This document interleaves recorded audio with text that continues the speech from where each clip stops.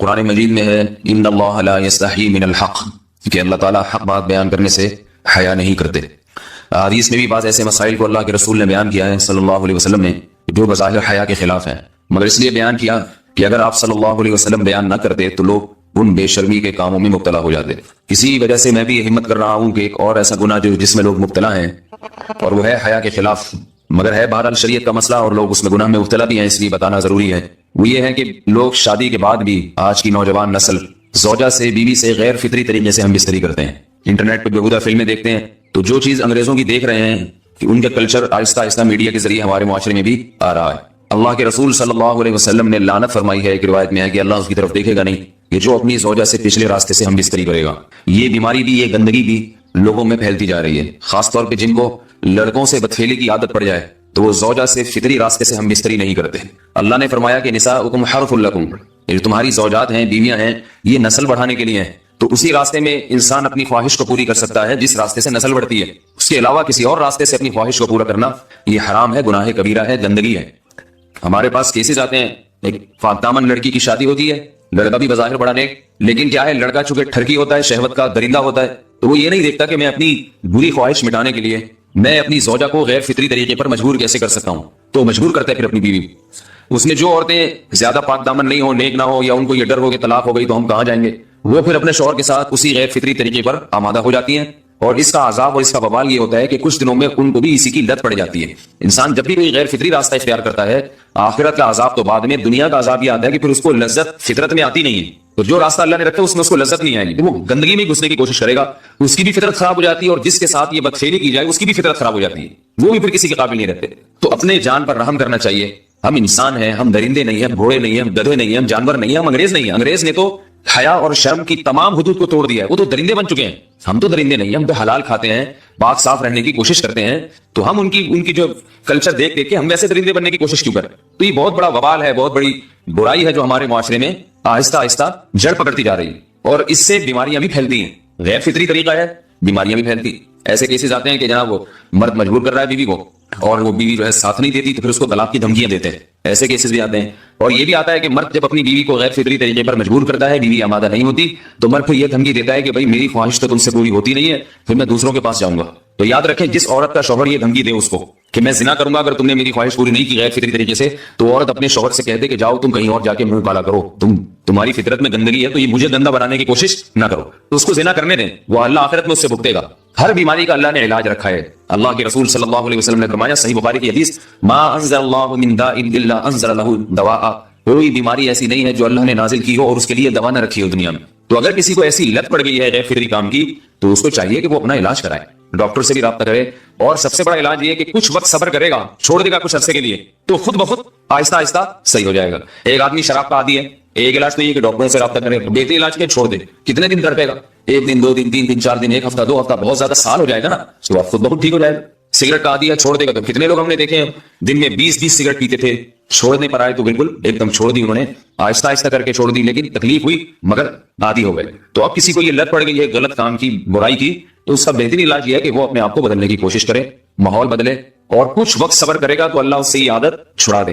نہیں کی، صبر نہیں کیا اس نے، بری سی گندگی میں موت واقع ہوگی، پھر آخرت کا عذاب بہت سخت، نسلیں برباد ہو جاتی ہیں اس عمل سے انسان کی۔ تو بات حیا کے خلاف ہے، مگر یہ کہ ایک بزرگ تھے وہ بات فرما رہے تھے، تو کسی نے پوچھا کہ حضرت آپ حیا کے خلاف بات کرتے ہیں، تو انہوں نے فرمایا تم بے حیائی کے کام نہیں چھوڑتے، ہم اس چھڑوانے کے لیے بات کریں تو ہم برے ہیں، اور تم کام کرو تو بھی برے نہیں۔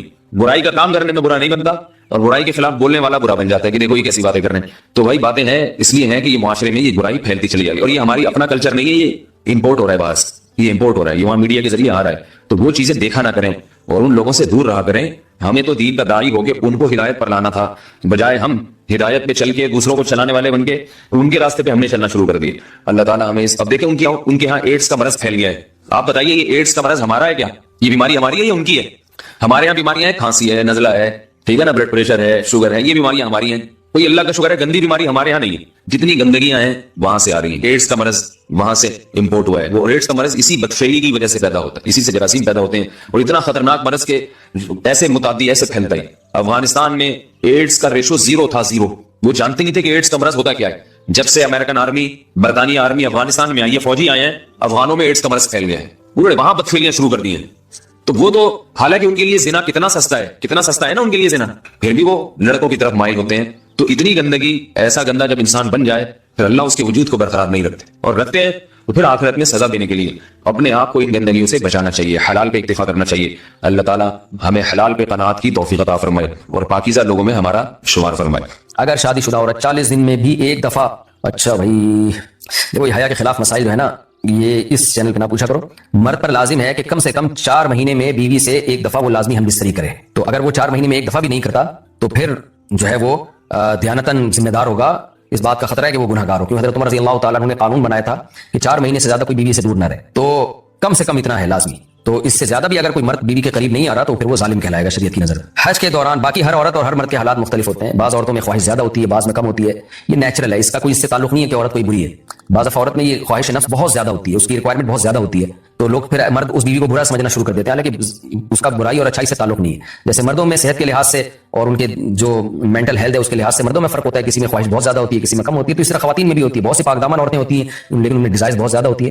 تو یہ سب کی الگ الگ اللہ نے فطرت بنائی ہے. تو میاں بیوی اس کو ایک دوسرے کو بہتر سمجھ سکتے ہیں کہ کس کی کیا ڈیزائرز ہیں. بہرحال اگر مرد میں عورت کی ڈیزائرز پوری کرنے کی طاقت نہیں ہے، عورت میں بہت زیادہ ڈیزائرز ہیں، مرد میں کم ہے، تو ایسی صورت میں عورت پھر مرد سے طلاق مانگ سکتی ہے کہ بھائی میں سیٹسفائی نہیں ہو پا رہی ہوں اور میری ریکوائرمنٹ زیادہ ہے. تو مرد اگر طلاق دے تو اچھی بات ہے، نہیں دے تو پھر عورت کو چاہیے اسی کے ساتھ گزارا کرے. ہاں اگر 4 مہینے تک بھی مرد بیوی کے پاس نہیں آتا ہے تو پھر مرد پر لازم ہے کہ عورت کے مطالبے پر اس کو وہ چھوڑ دے، کیونکہ پھر تو جوان عورت کو بہرحال گناہ کا خطرہ ہے. جسمانی تعلق نہ رہنے سے نکاح پر اثر. لاہور سے نے پوچھا اگر میاں بیوی کا آپس میں کوئی جسمانی تعلق نہ ہو تو کیا نکاح پہ کوئی فرق پڑے گا؟ نہیں، اس سے کوئی فرق نہیں پڑتا. جب تک شوہر طلاق نہیں دے گا نکاح ختم نہیں ہوگا. یا اگر شوہر جان بوجھ کر بیوی کا حق ادا نہیں کرتا اور 4 مہینے سے زیادہ اس سے ریلیشن قائم نہیں کرتا اور بیوی بھی جوان ہے، اس کو گناہ کا خطرہ ہے، تو پھر وہ عدالت میں کیس کر سکتی ہے اور پھر اس کا ایک پروسیس ہے کس طرح سے نکاح ختم ہوگا، تو اس پروسیس کو فالو کر سکتی ہے وہ. تو خلاصہ یہ کہ شوہر گناہگار تو ہوگا کہ اس میں طاقت بھی ہے اور بیوی بھی جوان ہے، تو کیوں اس کا حق ادا نہیں کر رہا، لیکن نکاح خود بخود ختم نہیں ہو جاتا. بیوی بچوں سے کتنا عرصہ دور رہ سکتے ہیں؟ بندہ کام کی وجہ سے 2 سال ملک سے باہر رہتا ہے، کوشش کے باوجود چھٹی نہیں ملتی، کیا اتنی دیر بیوی بچوں سے دور رہنا جائز ہے؟ نامعلوم. بھائی دیکھیں، ایک تو ہے حضرت عمر رضی اللہ تعالیٰ عنہ کا مشہور واقعہ ہے کہ آپ نے کچھ خواتین سے پوچھا تھا کہ عورت کتنا صبر کر سکتی ہے مرد کے بغیر، تو بعض صحابیات نے بتایا کہ 4 مہینے. تو حضرت عمر نے قانون بنایا کہ جو مجاہدین محاذ جنگ پہ لڑ رہے ہیں 4 مہینے سے زیادہ دور اپنی بیویوں سے نہیں رہ سکتے. تو اس اصول کا تقاضا یہ ہے کہ وہ زمانہ بھی پاک دامنی کا زمانہ تھا، نیک لوگ تھے، تو اصول یہی ہے کہ 4 مہینے انتہا ہے عورت کے صبر کی. تو ایک نارمل عورت کے لیے اس سے زیادہ صبر کرنا مشکل ہوتا ہے، تو اس لیے بہتر یہی ہے، قانون یہی ہے کہ 4 مہینے سے زیادہ دور نہیں رہنا چاہیے. اور قرآن نے بھی یہ حکم دیا ہے کہ اگر کوئی قسم اٹھا لے کہ بیوی کے پاس نہیں جائے گا، قسم اٹھا لے، ایسے ہی نہیں بلکہ قسم اٹھا کے، تو پھر 4 مہینے میں طلاق واقع ہو جاتی ہے. بعض فقہا کے نزدیک عورت کو طلاق کا اختیار ہو جاتا ہے عدالت کے ذریعے، بعض کے نزدیک ہو جاتی ہے طلاق. تو اس سے بھی پتہ چلتا ہے، قرآن سے بھی اشارہ ملتا ہے کہ 4 مہینے جو ہے یہ ایک انتہائی مدت ہے ایک نارمل عورت کے لیے. تو اس زمانے میں تو اس کی اہمیت اور زیادہ بڑھ گئی ہے. وجہ اس کی ہے کہ بے حیائی، موبائل، انٹرنیٹ پر بےہودہ چیزیں، یہ سب چیزیں انسان کی شہوت کو بڑھاتی ہیں، مرد کی بھی اور عورت کی بھی. تو اس لیے بھائی میں تو آپ کو مشورہ نہیں دے سکتا کہ آپ 2 سال بیوی سے دور رہیں. میں بدگمان نہیں ہو رہا، بہت سے لوگ 4 سال دور رہتے ہیں، ان کی بیویاں بھی پاک دامنی کے ساتھ زندگی گزارتی ہیں، خود بھی بڑے نیک شریف بن کے زندگی گزارتے ہیں. بہت سے ایسے لوگ الحمدللہ ہمارے معاشرے میں ہیں، لیکن بہرحال اس کلچر کو، اس رواج کو فروغ نہیں دیا جا سکتا، اس کو اپریشیٹ نہیں کیا جا سکتا شریعت کے لحاظ سے بھی، عقل کے لحاظ سے بھی. 2 سال تک مرد کے لیے صبر کرنا کتنا مشکل کام ہے. وہ کھا بھی رہا ہے انڈے پراٹھے اور جناب کھانا پینا اسی اسٹائل میں چل رہا ہے، یا تو روزے رکھ کے اپنے آپ کو آدھا کر دیا اس نے. تو سوال عورت کے ساتھ مرد کا بھی تو ہے نا، مرد نے تو قوت اور شہوت اللہ نے اور بھی زیادہ رکھی ہے، تو وہ کیسے صبر کرے گا؟ مرد کی جو قوت برداشت ہے وہ فقہا نے اور اتباع نے بیان کی 1 مہینہ ہے. تو 2 سال تک بیوی سے دور ہیں. میں پھر بھی بتا دوں، میں بدگمان نہیں ہو رہا کہ جو دور ہیں آپ ان کے بارے میں برا سوچنا شروع کر دیں، لیکن بہرحال یہ اپنے آپ کو فتنوں میں ڈالنے کے مترادف ہے. اس لیے ایسی جاب نہ کریں. 2 سال تک بیوی سے دور ہیں، یا تو بیوی کو ساتھ لے کر جائیں یا بیوی کے ساتھ ہی رہیں کہیں.